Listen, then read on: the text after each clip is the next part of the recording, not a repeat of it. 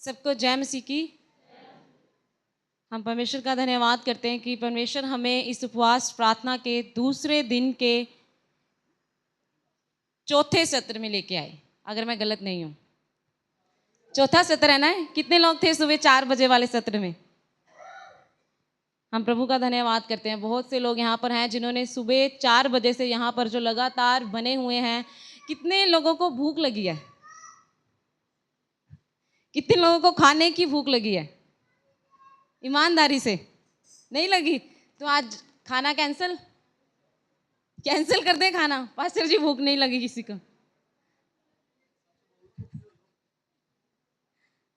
हम परमेश्वर का धन्यवाद करते हैं। सच में जब उसकी उपस्थिति में हम लगातार बैठे रहते हैं, जहाँ पर उसकी उपस्थिति होती है वहाँ पर ये भूख प्यास ये कुछ भी मायने नहीं रखता।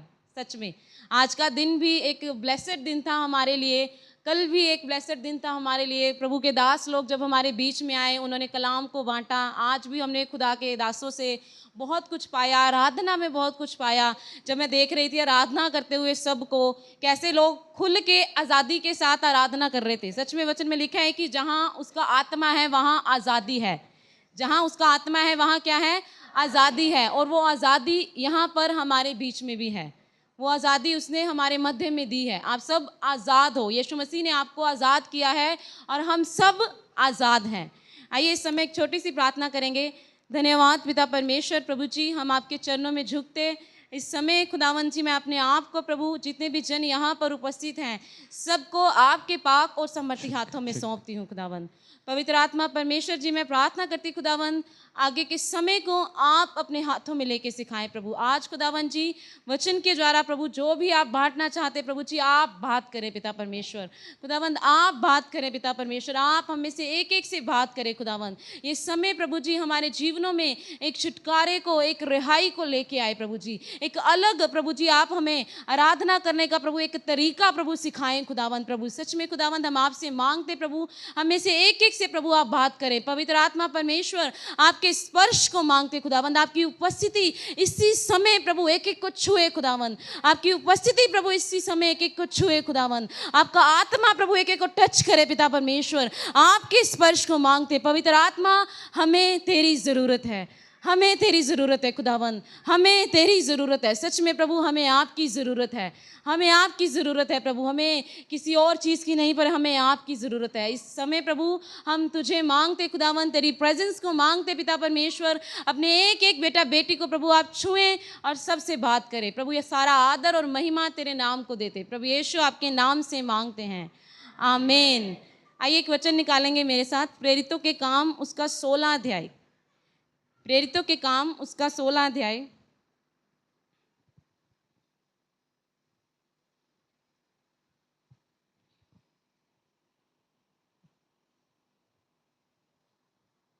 सोलह अध्याय की 25 आयत। प्रेरितों के काम 16 अध्याय की लगभग पौलुस और सिलास प्रार्थना करते हुए परमेश्वर के भजन गा रहे थे और कैदी उनको सुन रहे थे। बस धीरे धीरे से देखेंगे। वचन में लिखा है कि आधी रात के लगभग पौलुस और सिलास प्रार्थना करते हुए परमेश्वर के भजन गा रहे थे और कैदी उनकी सुन रहे थे। इस वचन से मेरा ख्याल है कि हम सब वाकिफ़ हैं। हम सब जानते हैं कि पौलुस और सिलास जेल में थे और वो क्या कर रहे थे? आराधना कर रहे थे। वचन में लिखा है, जितना हमने पढ़ा कि कैदी उनकी सुन रहे थे। इसके आगे वाला हिस्सा आपको पता होगा क्या हुआ था वहाँ पे। हाँ जी, एक बड़ा भूकंप हुआ। उसके बाद जोर से बोलेंगे, क्या हुआ था? नींव हिल गई। और जोर से मुझे पता है आपको भूख लगी है, आप बोलेंगे नहीं कि मुझे भूख लगी है, पर अपनी आवाज को उठाएं। क्या हुआ था उसके बाद? द्वार खुल गए और उनकी बेड़ियां भी टूट गई। यही हुआ था, अगर मैं गलत नहीं हूं, यही हुआ था। वहां पर पौलुस और सिलास आधी रात के लगभग जेल में भजन गा रहे थे और कैदी क्या कर रहे थे? सुन रहे थे। अगर हम इस वचन को थोड़ा सा और पीछे जाके पढ़ते हैं, थोड़ा सा और बैक जाते हैं, तो यहाँ पे लिखा है, ये भी बताया गया है कि पौलुस और सिलास वहाँ पे क्यों थे। पौलुस और सिलास जेल में क्यों गए थे, हम इसको भी देखते हैं। 16 अध्याय की जब हम 16 आयत से पढ़ते हैं, इसमें लिखा है, जब हम प्रार्थना करने की जगह जा रहे थे तो हमें एक दासी मिली जिसमें भावी कहने वाली आत्मा थी और भावी कहने से अपने स्वामियों के लिए बहुत कुछ कमा लाती थी। वह पौलुस के और हमारे पीछे आकर चिल्लाने लगी, ये मनुष्य परम प्रधान परमेश्वर के दास हैं जो हमें उद्धार के मार्ग की कथा सुनाते हैं। वो जो एक भावी कहने वाली आत्मा जिसके अंदर थी, वो पौलुस और सिलास के पीछे गई और इस तरह बोलने लगी कि ये मनुष्य परम प्रधान परमेश्वर के दास हैं जो हमें उद्धार के मार्ग की कथा सुनाते हैं। वो बहुत दिन तक ऐसा ही करती रही, परंतु पौलुस दुखी हुआ और मुड़कर उस आत्मा से कहा, मैं तुझे यीशु मसीह के नाम से आज्ञा देता हूँ कि उसमें से निकल जा, और वह उस घड़ी निकल गई। यहाँ पर क्या हुआ, पौलुस ने यीशु मसीह के नाम से आज्ञा दी उस दुष्टात्मा को और वो उसको छोड़कर उसमें से निकल गई। एक छुटकारा, एक हीलिंग जो थी वो वहाँ पर हुई यीशु मसीह के नाम के द्वारा, उसकी उपस्थिति के द्वारा और पौलुस के द्वारा। एक बड़ा कार्य हम यहाँ पर देखते हैं कि होता है। इसके आगे लिखा है, जब उसके स्वामियों ने देखा कि हमारी कमाई की आशा जाती रही तो पौलुस और सिलास को पकड़ के चौक में प्रधानों के पास खींच ले गए।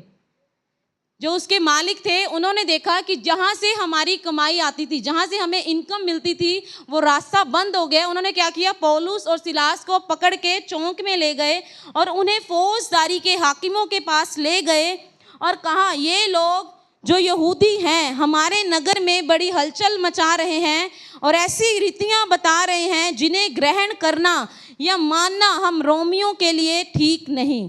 तब भीड़ के लोग उनके विरोध में इकट्ठे होकर चढ़ आए और हाकिमों ने उनके कपड़े फाड़ कर उतार डाले और उन्हें बेंत मारने की आज्ञा दी। बहुत बेंत लगवा कर उन्होंने उन्हें बंदी गृह में डाल दिया और दारोगा को आज्ञा दी कि उन्हें चौकसी से रखे। उसने ऐसी आज्ञा पाकर उन्हें भीतर की कोठरी में रखा और उनके पांव काठ में ठोक दिए। जो सबसे पहले हमने वचन पढ़ा कि आधी रात के लगभग वो जेल में आराधना कर रहे थे, ये उससे पहले का वाक्य है जो एग्जैक्टली हुआ था, जिसकी वजह से वो जेल में गए थे। अब यहाँ पर सोचने वाली बात ये है, उन्होंने कोई क्राइम नहीं किया था, उन्होंने ऐसा कोई कार्य नहीं किया था कि उनको जेल में डाला जाता। उन्होंने यीशु मसीह के नाम से एक बड़ा चमत्कार, एक बड़ा मिरेकल किया था, एक बड़ा छुटकारा उस स्थान पे हुआ था। वो दुष्ट आत्मा उस लेडी को छोड़कर चली गई, उस वजह से उनको क्या किया गया, जेल में भेज दिया गया और ये हुक्म भी दिया गया कि इनको एक स्ट्रॉन्ग पहरे में रखना है। उनके पैर भी लिखा है कि पाँव काठ में ठोक दिए गए। अब ऐसी स्थिति में कोई व्यक्ति बैठा है, बिना कुछ गलत किए उसके ऊपर अत्याचार हो रहा है, उसने कुछ भी ऐसा नहीं किया पर फिर भी उसके ऊपर गलत हो रहा है उसके साथ, उसको जेल में डाला गया पर उसने जेल में जाने के लायक कोई भी काम नहीं किया, फिर भी उसको जेल में डाला गया। उसने ऐसा कुछ नहीं किया था, उसने यीशु मसीह के नाम से एक छुटकारा, एक चमत्कार किया था। उस समय वो जेल में थे, ये भी हो सकता था वो वहाँ पे बैठ के परमेश्वर को कहते कि तूने हमें ये कहाँ पर पहुँचा दिया है, मैं यहाँ पे क्यों हूँ, मैंने ऐसा कुछ भी नहीं किया, मैं यहाँ क्यों हूँ, वो ये भी कह सकते थे उस स्थान पर। वचन कहता है कि वो जब जेल में थे, पौलुस और सिलास, इतना सब कुछ होने के बावजूद एक पहरे के बीच में उनको रखा गया। इतना स्ट्रॉन्ग वो पहरा था उस स्थान पर। उन्होंने बजाय किड़किड़ाने के, बजाय बुड़बुड़ाने के, उन्होंने क्या किया, आधी रात के लगभग वो आराधना कर रहे थे। आधी रात के लगभग वो आराधना कर रहे थे। मेरे प्रियो, आज हमारी आराधना जो है ना, वो ज़्यादातर होती है जब हम खुश होते हैं, हमारी परिस्थितियाँ अच्छी हैं, हमारे आसपास सब कुछ ठीक चल रहा है, तो हम बड़े आनंद के गीत गाएंगे। आज बहुत सारे लोग नाच रहे थे ना, कितना आनंद का माहौल था, कितनी खुशी थी इस स्थान पर।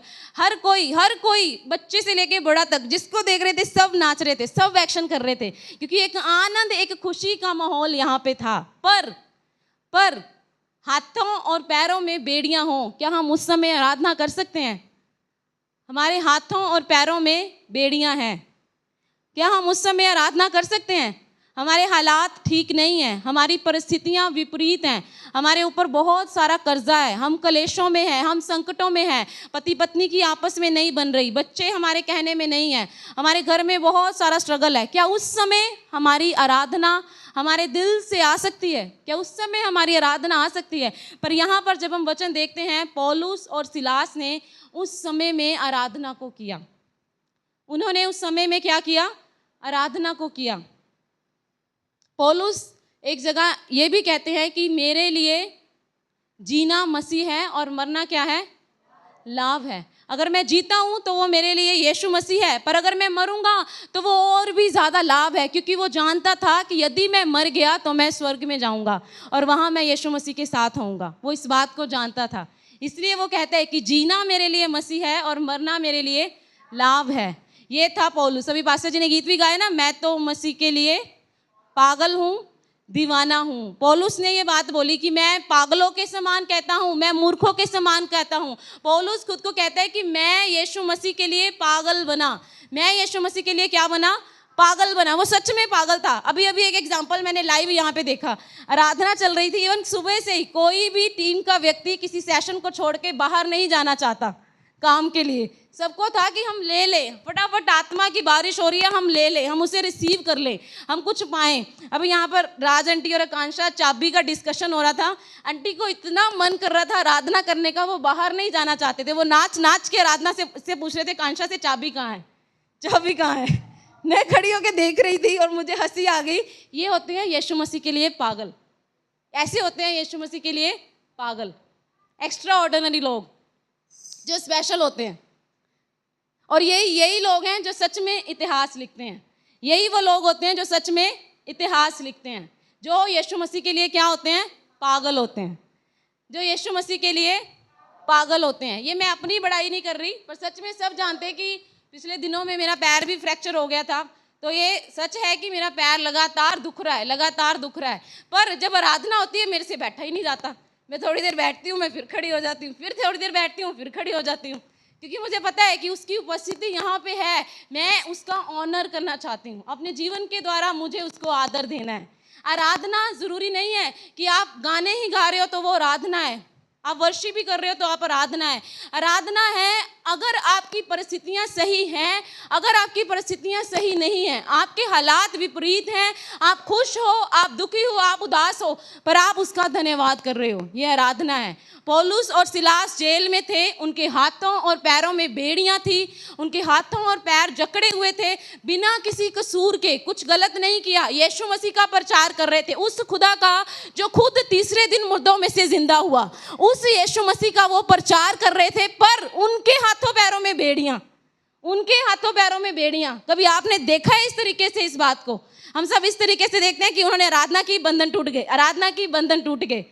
पर सोच के देखो उसके ऊपर क्या गुजर रही होगी उस समय, पौलुस और सिलास के ऊपर, कि हम यीशु मसीह के लिए पागलों के समान ना दिन देखते हैं ना रात देखते हैं, हम घूमते रहते हैं, जहां देखो उसका प्रचार करते रहते हैं। अगर आप बाइबल उठा के पढ़ेंगे ना, पौलुस ने सचमुच में बहुत सा सेवा का कार्य किया यीशु मसीह के लिए, और उसने बहुत बार मार खाई, बहुत बार घूसे खाए, बहुत बार उसके कपड़े तक उतार दिए गए, बहुत बार जिन जहाज़ों में वो चढ़ता था वो जहाज टूट जाते थे, एक बार उसके हाथ में सांप लिपट गया, बहुत सी चीज़ों को उसने फेस किया यीशु मसीह के लिए। पर वो यीशु मसीह का दीवाना था, वो यीशु मसीह के लिए पागल था। उसकी परिस्थितियाँ उसकी आराधना को रोक नहीं सकती थी, उसके हालात उसकी वर्शिप को रोक नहीं सकते थे, उसकी हालात उसकी आराधना को रोक नहीं सकते थे, क्योंकि वो जानता था कि यीशु मसीह ने मेरे जीवन में क्या किया। वो इस बात को अच्छे से समझ चुका था। आज जब आराधना होती है तो हमें कई बार यहाँ से कहना पड़ता है कि उठ जाओ या बैठ जाओ या नाच के आराधना करो, पर जब आप इस बात को समझ जाओगे कि यीशु मसीह ने आप में से एक एक के लिए पर्सनल सेवियर है, वो आपका, आप में से एक एक व्यक्ति के लिए व्यक्तिगत रूप से उसने अपनी जान दी है, उसने अपनी कुर्बानी दी है, और उसने आपके लिए वो मुकुट जो हम सबको मिलेगा वो तैयार किया है। आपकी आराधना का तरीका बदल जाएगा। आपकी परिस्थितियां आपकी आराधना को शेप नहीं करती, आपकी करंट सिचुएशन आपकी आराधना को नहीं बनाती। आप कहाँ पर हैं ये मैटर नहीं करता, आप किस तरीके से हैं ये मैटर नहीं करता, आपके आसपास कौन है ये मैटर नहीं करता। मैटर करता है कि आप किसकी आराधना कर रहे हो, आप उसके मूल्य को समझो।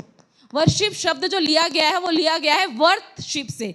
इसको वर्थशिप बोला जाता था। वर्थशिप यानी कि हम जिसकी आराधना कर रहे हैं हम उसकी वैल्यू को समझें, हु ही इज।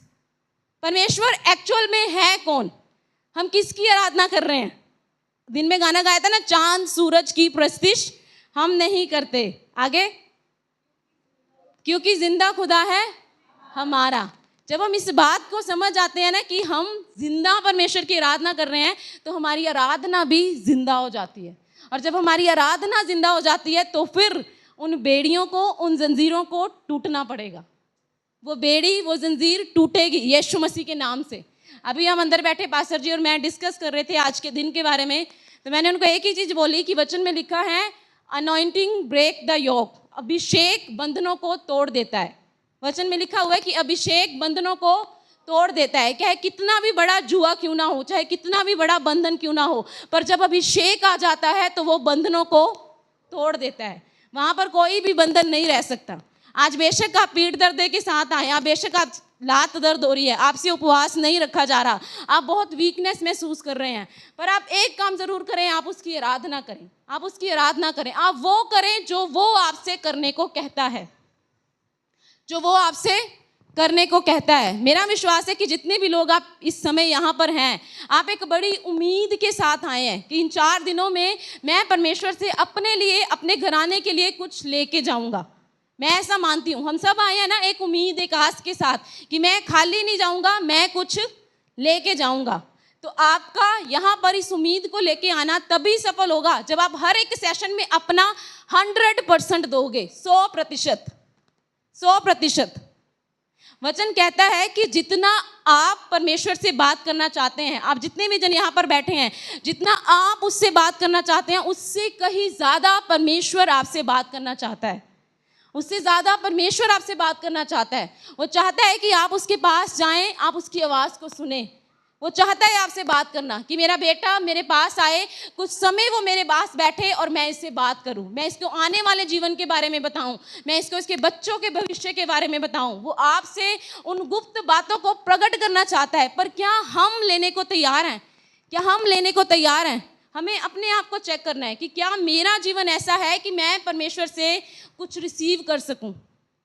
अगर आप 4 दिन यहाँ पे हैं, आप 4 दिन यहाँ पे हैं पर आप पूरी तरह से यहाँ पर उपस्थित नहीं हैं, तो आप सच में उससे कुछ नहीं ले सकेंगे। आप उससे कुछ नहीं ले सकेंगे। आप जैसे आए हो आप वैसे ही वापस जाओगे। अगर आप यहाँ पर हो, अपना दिल, दिमाग, आत्मा सब कुछ प्रभु के हाथों में दो। हर एक सेशन में उससे कहो कि प्रभु मुझे और चाहिए, मुझे और चाहिए। आई एम नॉट सेटिस्फाइड, मैं अभी भी संतुष्ट नहीं हूँ, मैं संतुष्ट नहीं हूँ, मुझे और चाहिए। कह दें एक बार कि प्रभु मुझे और चाहिए। कहें, जोर से कहें, प्रभु मुझे और चाहिए। तेरे आत्मा का मसा मुझे और चाहिए, तेरे आत्मा की ताजगी मुझे और चाहिए, सामर्थ प्रभु मुझे और चाहिए। जब हम उससे मांगेंगे वो हमें देगा, वो हमें देगा। प्रभु हम सबको देगा। पौलुस और सिलास जेल में हैं।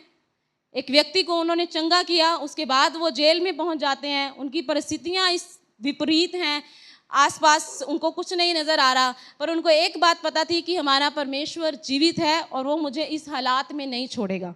क्योंकि एक बड़ी कॉलिंग पौलुस के जीवन में थी। वो जानता था कि मेरे परमेश्वर ने मुझे बहुत से स्थानों में अपनी गवाही के लिए इस्तेमाल करना है। वो इस बात को जानता था कि वो मुझे मरने नहीं देगा। वो इस बात को जानता था। चाहे आपके जीवन में आज छोटी मोटी बीमारियां हों, पर वो आपको मारने के लिए, आपको नष्ट करने के लिए नहीं है। वो इसीलिए हैं कि आप परमेश्वर के और ज़्यादा नज़दीक जाएं, आप उसके और ज़्यादा करीब जाएं, आप उसका धन्यवाद करें और अपनी चंगाई को उससे पाएं और उसके बाद आप अपनी गवाही को दूसरों से बांटें। वो इसलिए है, वो आपको ख़त्म करने के लिए नहीं है। आपकी छोटी छोटी बीमारियां आपको ख़त्म करने के लिए नहीं है। आज हम छोटा सा कमर में भी दर्द होता है ना, फिर भी हम कहते हैं कि आज आराधना नहीं होगी, आज मेरा गला खराब है, आज मैं गीत नहीं गाऊंगा, आज मुझसे बोला नहीं जा रहा, आज मुझसे बैठा नहीं जा रहा। बहुत से बहाने होते हैं परमेश्वर के काम को ना करने के। पर अगर हमारा मन तैयार है कि मुझे उसकी सेवा करनी है, तो ये छोटी मोटी चीज़ें आपको रोक नहीं सकती। वचन में लिखा है ना कि उन छोटी छोटी लोमड़ियों को पकड़ो, क्योंकि हमारी दाख की बारी में क्या लगा है? फूल लगे हैं। हमारी दाख की बारी में फूल लगे हैं। ये वो छोटी छोटी चीजें हैं जो शैतान हमारे जीवन में लेके आता है। पहले दिन के पहले सेशन से पास्टर जी बार बार इस चीज़ को बोल रहे हैं कि जब आप इस स्थान पर हो, आप एक युद्ध में हो, युद्ध हो रहा है, बहुत सी चीज़ें ऑपोजिट, बहुत सी चीज़ें ऐसी आएंगी, आपको सामना करना पड़ेगा, पर आपको घबराना नहीं है। आपने क्या करना है? याद आया किसी को कुछ? क्या बोला था पास्टर जी ने? हाँ, पास्टर जी ने बताया था ना कि आपने क्या करना है? हर बार उसकी उंगली को तोड़ देना है। हर बार उसकी उंगली को तोड़ देना है। आपने इग्नोर करना है। शैतान कुछ भी लेके आए, आपके हस्बैंड के द्वारा आपके जीवन को डिस्टर्ब करना चाहे, आपके बच्चों के द्वारा डिस्टर्ब करना चाहे, आपकी बॉडी के द्वारा आपको डिस्टर्ब करना चाहे, आपको इमोशनली डिस्ट्रैक्ट करना चाहे, आपने क्या करना है? उसकी उंगली को तोड़ देना है। आपने उसकी नहीं सुननी। आपने बस एक बात का ध्यान रखना है कि मैं यहाँ पर यीशु मसीह से कुछ प्राप्त करने आया हूँ, मैं उससे कुछ लेने आया हूँ। ये जो गीत है ना, मैं तो मसीह के लिए पागल हूँ, दीवाना हूँ, इस गीत की लाइनें हैं, उसमें इस प्रकार है कि तुम कर रहे हो कुछ पाने की बातें, मैं कर रहा हूँ उड़ जाने की बातें। मैं कर रहा हूँ उड़ जाने की बातें। अब आप जितने भी यहाँ पर बैठे हो, मुझे नहीं पता आप किस उम्मीद और किस आस से आए हो। आप में से बहुत से लोग होंगे जो कुछ ना कुछ पाने के लिए उससे आए हैं, जो कुछ ना कुछ यीशु मसीह से रिसीव करना चाहते हैं। पर सच में मैं आपसे कहना चाहती हूँ कि इससे बड़ी बात यही है कि एक दिन यीशु मसीह बादलों पे आएगा और हम सब उसके साथ उठाए जाएंगे। जब वो अपनी महिमा में आएगा, हम ऐसे ही नहीं रहेंगे, वो हम सबको साथ लेके जाएगा। हमें काम करना है इस बात के लिए, हमें इस बात के लिए दौड़ना है, हमें इस बात के लिए काम करना है। हमारी परिस्थितियाँ, हमारे हालात हमारी आराधना को डिज़ाइन ना करें। आराधना एक सच्चे हृदय से आती है। आपकी परिस्थितियाँ आराधना को नहीं लेके आती। कई बार पता क्या होता है, अगर जब तक हमें ठंडा गर्म महसूस नहीं होगा तो प्रभु टच ही नहीं कर रहा, ऐसा भी होता है। कई लोग समझते हैं अगर मैं ठंडा हूँ या गर्म हूँ तभी मुझे पवित्र आत्मा छू रहा है। ऐसा नहीं है। पवित्र आत्मा आपकी फीलिंग्स के हिसाब से नहीं चलता, वो फीलिंग के हिसाब से नहीं चलता। आपको ठंडा गर्म महसूस हो या ना हो, वचन में लिखा है कि उसने हमें मदद के लिए सहायक दिया है, तो वो आप सबके साथ है। इट डजंट मैटर आप ठंडा महसूस करें, आप गर्म महसूस करें, आप जोर से बोले, आप धीरे से बोले, इन चीज़ों का फर्क नहीं पड़ता। पवित्र आत्मा आप में से एक एक व्यक्ति के साथ पर्सनल रूप से है। आपके पास व्यक्तिगत तौर पे पवित्र आत्मा आपके साथ ये है। बस हमें इतना सा काम करना है, हमें उसकी मौजूदगी को, उसकी अहमियत को समझना है और पवित्र आत्मा को अपने जीवन में कार्य करने देना है। उसको अलो करना है कि तू मेरे जीवन में कार्य कर। पवित्र आत्मा को कहना है कि प्रभु आप मेरे जीवन में कार्य करें। हर एक सत्र में आप मेरे जीवन में कार्य करें, हर एक सेशन में आप मुझे कुछ नया दें। तो ये पौलुस और सिलास जब आराधना कर रहे थे तो वहाँ पर नींव डोल उठी, बंधन खुल गए। और सबसे बड़ी बात जो यहाँ पर देखते हैं, हुआ क्या, जो वहाँ पर इनका जिसने दरोगा ने इनको जेल में बंद किया था, उस दरोगा का जीवन परिवर्तन हो गया पौलुस और सिलास के द्वारा। कितनी बड़ी बात वहाँ पर देखने को मिलती है। ऐसा रिश्ता, ऐसी घनिष्ठता, ऐसी इंटीमेसी पौलुस की प्रभु के साथ थी कि उसने जेल के दरोगा का जीवन परिवर्तित कर दिया।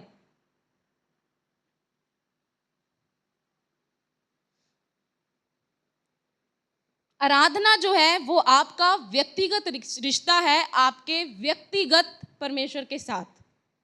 मैं फिर से कहती हूँ, आराधना आपका व्यक्तिगत रिश्ता है आपके व्यक्तिगत परमेश्वर के साथ। प्रभु का कितना भी बड़ा दास यहाँ पर आके कितनी भी जोर जोर से गीत गा ले, कितनी भी जोर से म्यूजिक बजा ले, पर जब तक आप पर्सनली स्वर्ग के साथ नहीं जुड़ेंगे, आपके जीवन में ब्रेक थ्रू नहीं आएगा, आपके जीवन में छुटकारा नहीं आएगा। अभी भी कुछ लोग ऐसे हैं, बहुत ज़्यादा आत्मा का काम हो रहा होता है, आराधना हो रही होती है, पर वो आंखें खोल के सिर्फ इधर उधर देखते हैं। उनका ध्यान बस यही होता है, उसको क्या हो रहा है, उसको क्या हो रहा है, उसको क्या हो रहा है। वो कभी भी परमेश्वर से उस बात को नहीं ले पाएंगे जो परमेश्वर उन्हें देने पे है, क्योंकि उनका हार्ट रिसीविंग नहीं है। वो कुछ प्राप्त करना ही नहीं चाहते हैं। जब आप एक रिसीव करने वाले हृदय के साथ यहाँ पर नहीं बैठोगे, पवित्र आत्मा आपको कुछ नहीं दे सकता। उसे सिर्फ खाली वेसल्स चाहिए काम करने के लिए। अपने आप को जितना हम खाली करेंगे उतना ज़्यादा वो हमें भरेगा, उतना ज़्यादा वो हमें भरेगा। आगे के जितने 2 दिन हम यहाँ पर हैं, मैं आपसे कहना चाहती हूँ, आप किसी को ना देखें, भूल जाएं आजू बाजू ऊपर नीचे। आप बस एक बात याद रखें कि मैं और मेरा प्रभु। बोले मेरे साथ, मैं और मेरा प्रभु, मैं और मेरा प्रभु। बस इस एक बात को आपने याद रखना है कि यहाँ पर अगर मैं आया हूँ, मैं अपने व्यक्तिगत रिश्ते को अपने परमेश्वर के साथ सही करने के लिए हूँ। मुझे अपने व्यक्तिगत रिश्ते के ऊपर कार्य करना है। ये मेरा भी टारगेट है इस उपवास प्रार्थना का। मैंने भी प्रभु के आगे यही टारगेट रखा है कि ये उपवास प्रार्थना मेरे व्यक्तिगत जीवन में एक बदलाव को लेके आए और मेरा रिश्ता आपके साथ और ज़्यादा मजबूत होने पाए। मैं प्रभु से हर सेशन में यही मांग रही हूँ कि I am not satisfied, I am not satisfied. आज दोपहर को भी बहुत से लोग झूम रहे थे, नाच रहे थे, गा रहे थे, मैं भी आपके साथ थी, पर अंदर से एक आत्मा से आवाज़ आ रही थी कि प्रभु मैं सेटिस्फाइड नहीं हूँ, मुझे और चाहिए, मुझे और चाहिए, मुझे और चाहिए, मुझे और चाहिए। मुझे तेरे आत्मा की उपस्थिति और ज़्यादा चाहिए, मुझे तेरे आत्मा का मसा और ज़्यादा चाहिए। मैं अभी भी सेटिस्फाइड नहीं हूँ। प्रभु की उपस्थिति एक ऐसी उपस्थिति है, आप उसे कितना भी भरते रहे, कितना भी भरते रहे, कितना भी भरते रहे, वो हमारे लिए कमी है। हमें सच में और ज़्यादा चाहिए, हमें और ज़्यादा चाहिए। इतना चाहिए कि हमारे अंदर से जीवन के जल की नदियाँ बह निकलें और वो बहुत से लोगों की प्यास को बुझा सके। इतना ज़्यादा चाहिए हमें। आमीन। कितने लोग सहमत हैं मेरे साथ? कितने लोग चाहते हैं कि हमारे अंदर से जीवन के जल की नदियाँ बह निकलें और वो बहुतों की प्यास को बुझाने पाएँ? इतना ज़्यादा हमें प्रभु से मांगना है। कभी भी परमेश्वर के काम को एक लिमिट में ना बांधे, परमेश्वर को एक लिमिट में ना बांधे। पवित्र आत्मा को काम करने दे, पवित्र आत्मा को काम करने दे। बस आप एक काम करें, जस्ट सरेंडर। आप बस अपने आप को समर्पित करें।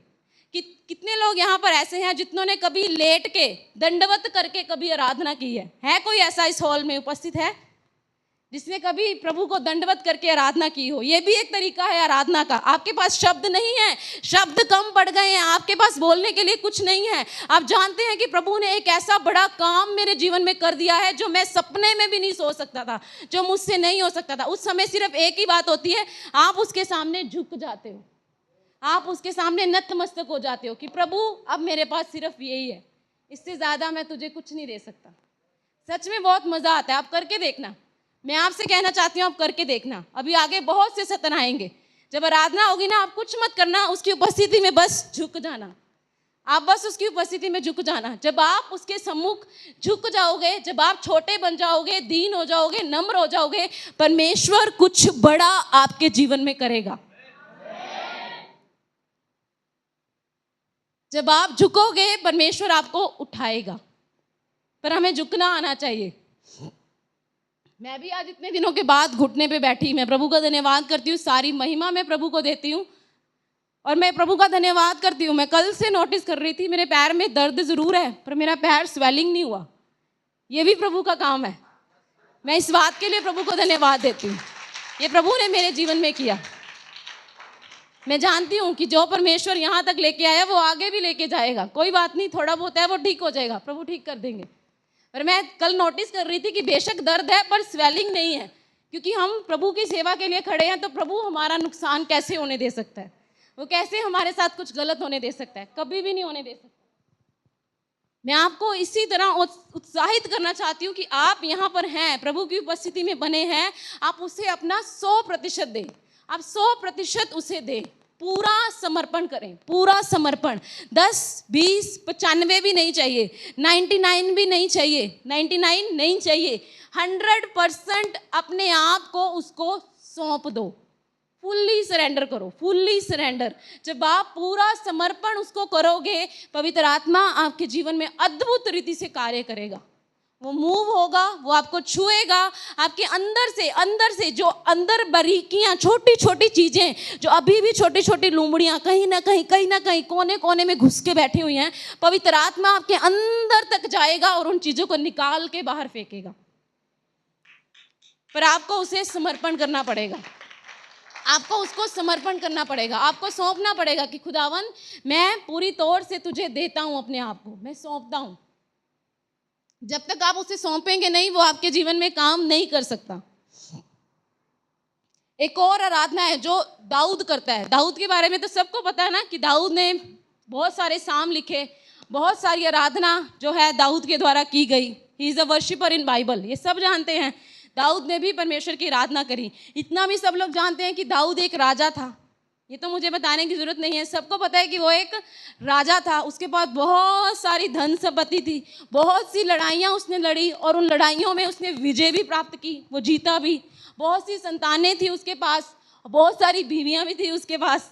ये हम सब ने पढ़ा हुआ है ना, इसीलिए मैं आपको वचन में नहीं लेके जा रही, मैं सिर्फ आपको याद दिला रही हूँ। इतना सारा कुछ दाऊद के जीवन में था, इतना कुछ दाऊद के जीवन में था। पर फिर भी दाऊद कहता है, भजन संहिता 63 को जब हम पढ़ते हैं, पढ़ेंगे नहीं, मैं ऐसे ही बता देती हूँ, टाइम हमारे पास कम है।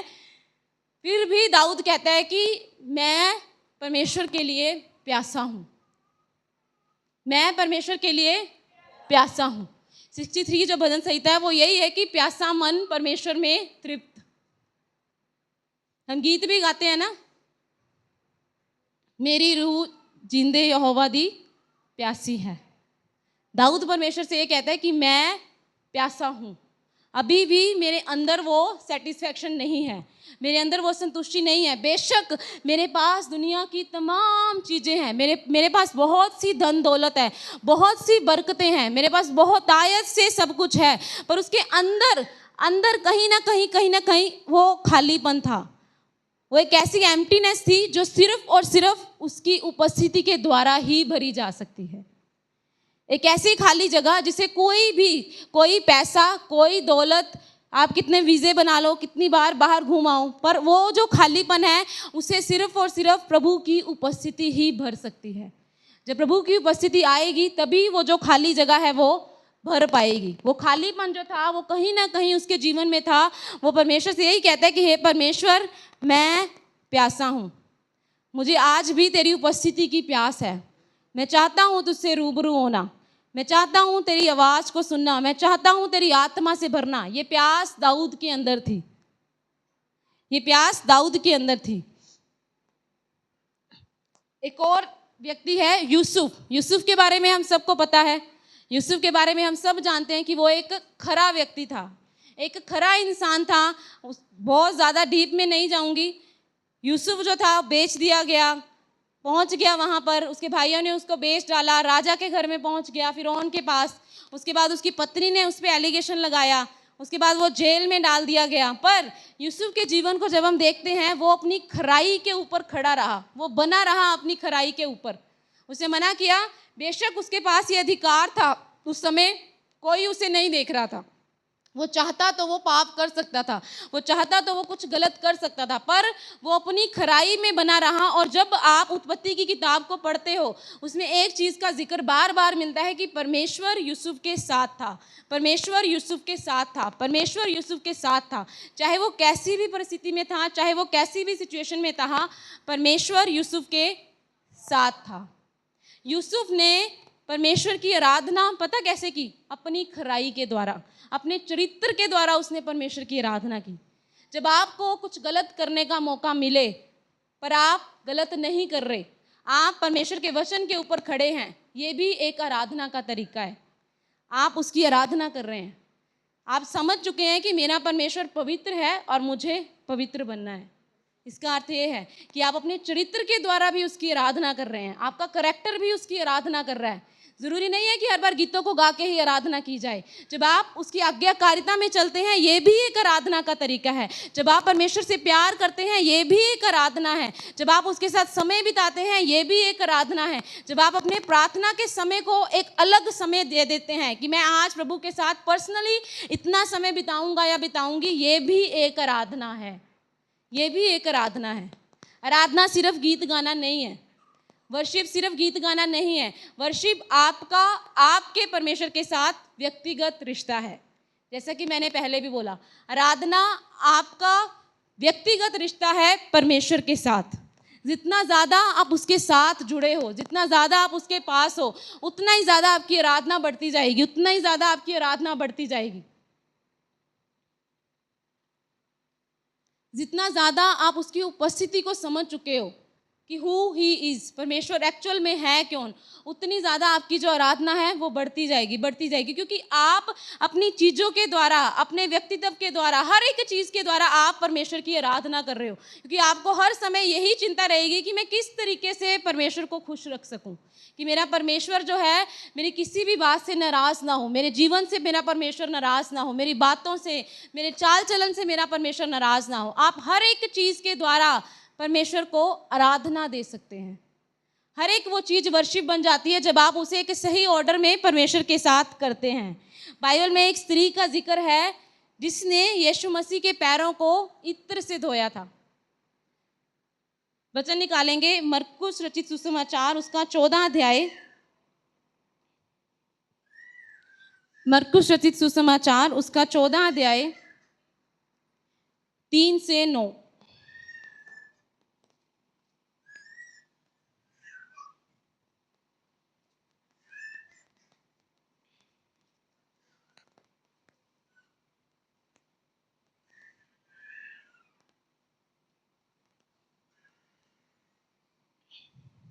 जब वे बैतनिया में शिमोन कोढ़ी के घर भोजन करने को बैठा हुआ था, तब एक स्त्री संगमरमर के एक पात्र में जटामासी का बहुमूल्य शुद्ध इत्र लेकर आई और पात्र तोड़कर इत्र को उसके सिर पर उंडेला।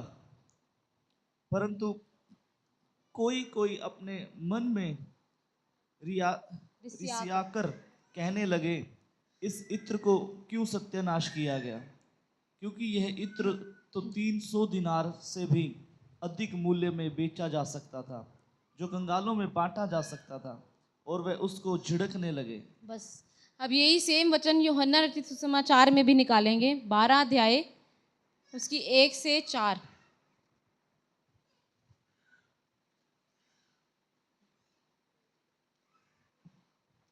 यीशु फसह के 6 दिन पहले बैतनिया में आया, जहाँ लाजर था जिसे यीशु ने मरे हुओं में से जिलाया था।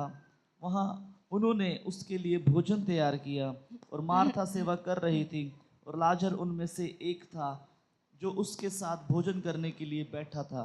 तब मरियम ने जटामासी का आधा सिर बहुमूल्य इत्र लेकर यीशु के पांव पर डाला और अपने बालों से उसके पांव पोंछे, और इत्र की सुगंध से घर सुगंधित हो गया।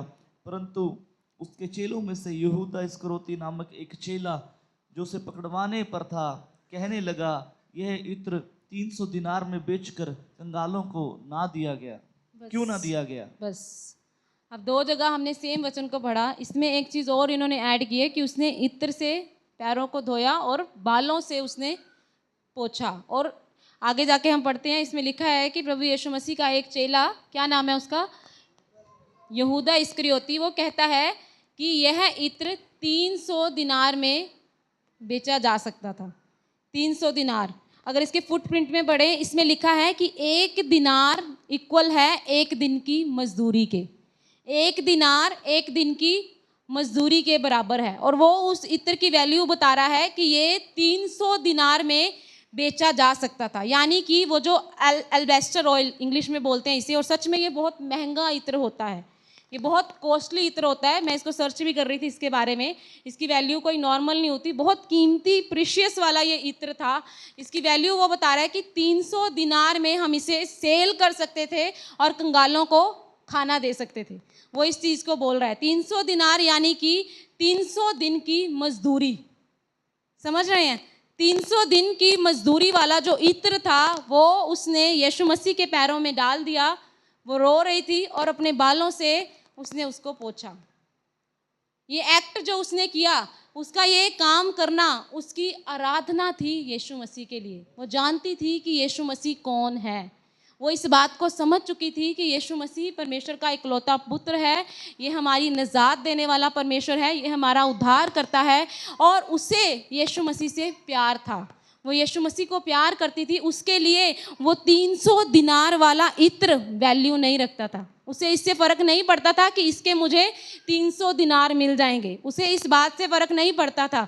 उससे फ़र्क पड़ता था कि मुझे यीशु मसीह के लिए कुछ एक्स्ट्रा ऑर्डिनरी करना है, मुझे कुछ स्पेशल, कुछ हट के करना है, कुछ ऐसा करना है जो अलग हो। और सबसे बड़ी बात देखो कि वो अपने बालों से यीशु मसीह के पैरों को पहुँच रही है। कितना ज़्यादा प्यार उसने यीशु मसीह को वहाँ पे दिखाया। जितनी भी स्त्रियां हैं, बालों से हम कर सकते हैं, किसी के पैर पहुंच सकते हैं, हम तो चुन्नी से भी नहीं पहुंचेंगे। बाल तो दूर की बात है, हम तो चुन्नी से भी नहीं पहुंचेंगे। उसने यीशु मसीह को इतना ज़्यादा प्यार, इतना ज़्यादा समर्पण, डेडिकेशन वहाँ पे दिखाया कि उसने वो इतना कीमती इत्र यूं ही पैरों में डाल दिया और बालों से उसके पैरों को पोंछा, क्योंकि वो जानती थी कि यीशु मसीह कौन है।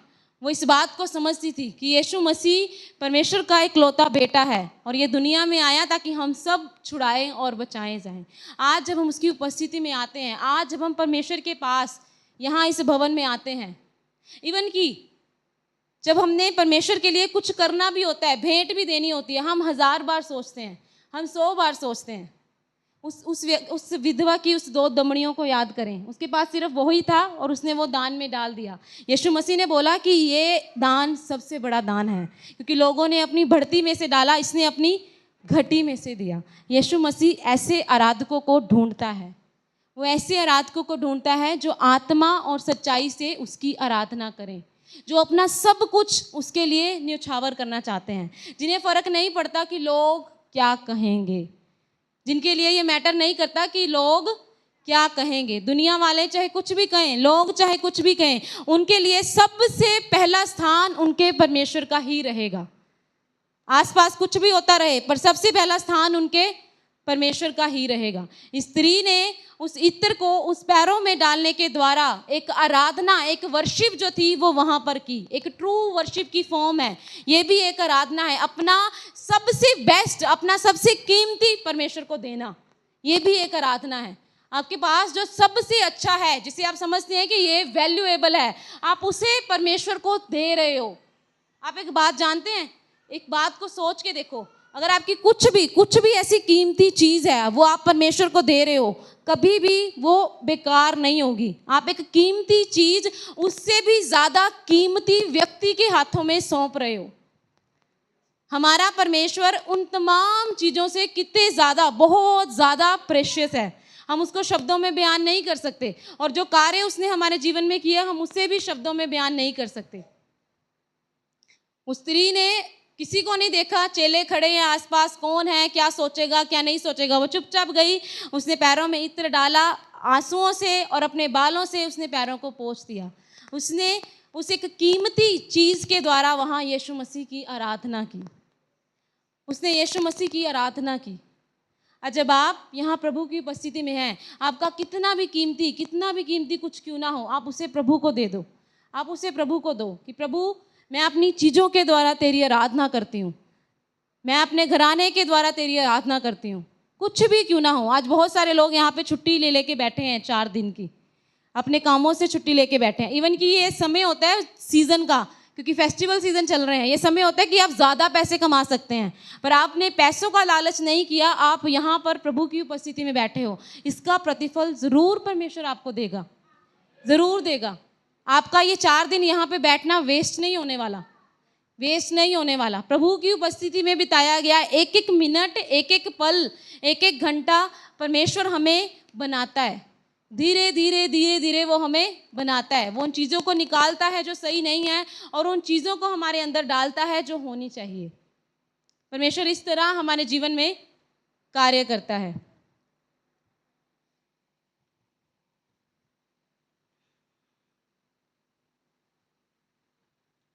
आइए समय अपने स्थानों पे खड़े होंगे, अपनी आंखों को बंद करेंगे।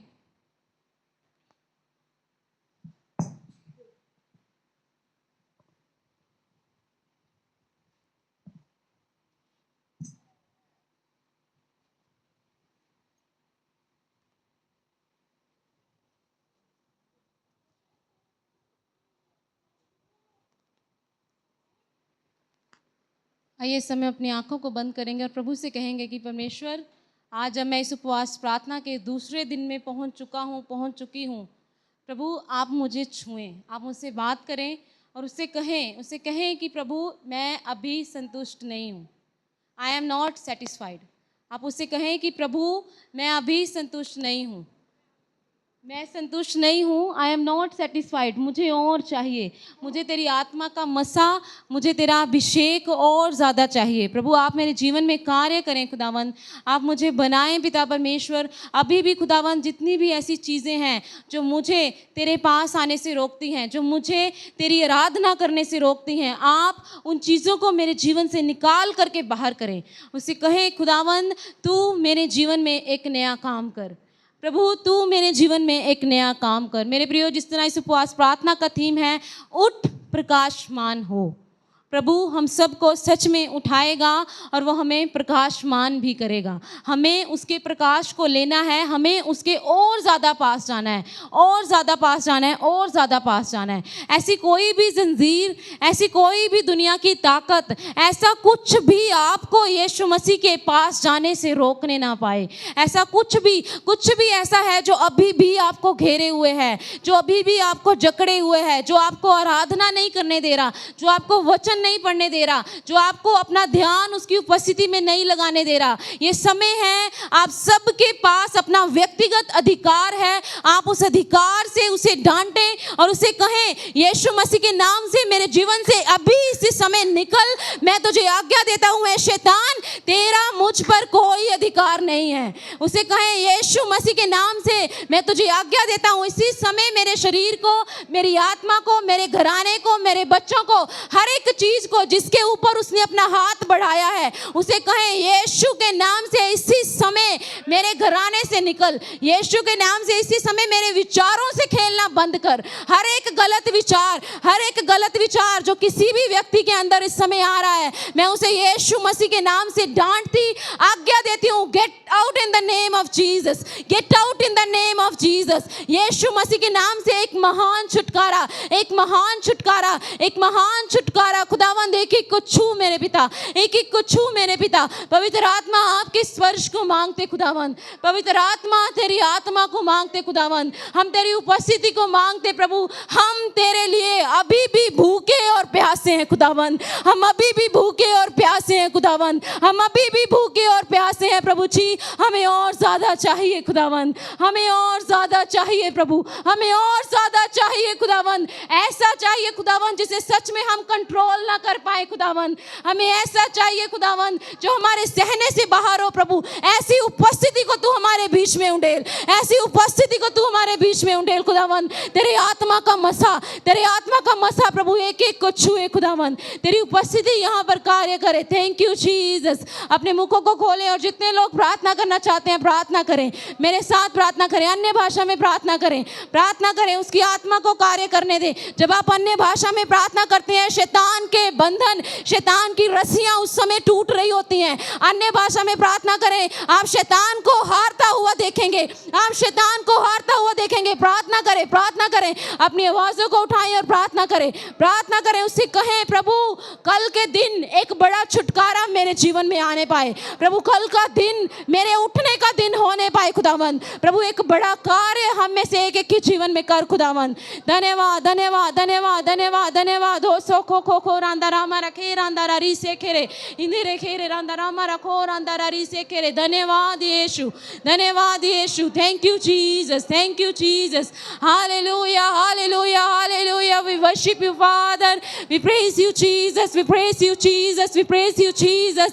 प्रभु आपके नाम को ऊंचा उठाते खुदावंद, आपके नाम को ऊंचा उठाते खुदावंद। तमाम शैतान की ताकतें यीशु मसीह के नाम से गिरने पाए खुदावंद, यीशु मसीह के नाम से गिरने पाए खुदावंद। तेरी महिमा, तेरी महिमा, तेरी महिमा खुदावंद, तेरी महिमा यहाँ पर होने पाए खुदावंद, तेरी उपस्थिति यहाँ पर भरने पाए खुदावंद। एक एक को भर मेरे खुदावंद, एक एक को भर खुदावंद। एक ताज़ा मसा, एक ताज़ा अभिषेक प्रभु तुझसे मांगते खुदावंद।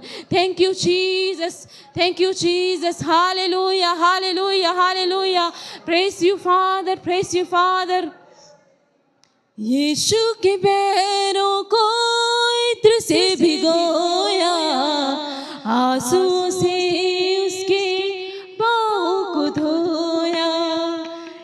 यीशु के पैरों को इत्र से भिगोया, आंसुओं से उसके पाँव को धोया, छोड़ के सारी जग की बातें यीशु के चरणों में खुद को खोया, यीशु के चरणों में खुद को खोया। उसे यीशु मिल गया, उसे यीशु मिल गया, मेरा मुंजी खुदाया मिल गया। उसे यीशु मिल गया, प्रभु यीशु मिल गया, मेरा मुंजी खुदाया मिल गया। मुझे यीशु मिल गया, प्रभु यीशु मिल गया, मेरा मुंजी खुदाया मिल गया। मुझे यीशु मिल गया, प्रभु यीशु मिल गया, मेरा मुंजी खुदाया मिल गया। मुझे यीशु मिल गया, प्रभु यीशु मिल गया, मेरा मुंजी खुदाया मिल गया, मेरा मुंजी खुदाया मिल गया, मेरा मुंजी खुदाया मिल गया। हालेलुया। स्ट्रॉन्ग होल्ड्स को तोड़ें जो हमें आगे बढ़ने से रोकते हैं, जो हमें आराधना करने से रोकते हैं, जो हमें प्रभु की उपस्थिति में आगे बढ़ने से रोकते हैं। Thank you Jesus. धन्यवाद धन्यवाद धन्यवाद धन्यवाद धन्यवाद धन्यवाद धन्यवाद।